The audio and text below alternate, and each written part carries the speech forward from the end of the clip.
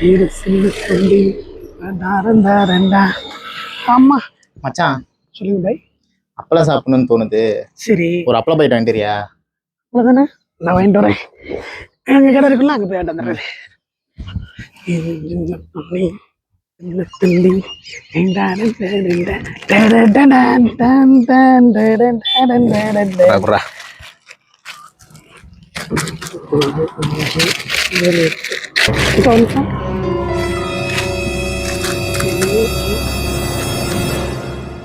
நீ ரொம்ப அதிர்ஷ்டசாலிடா.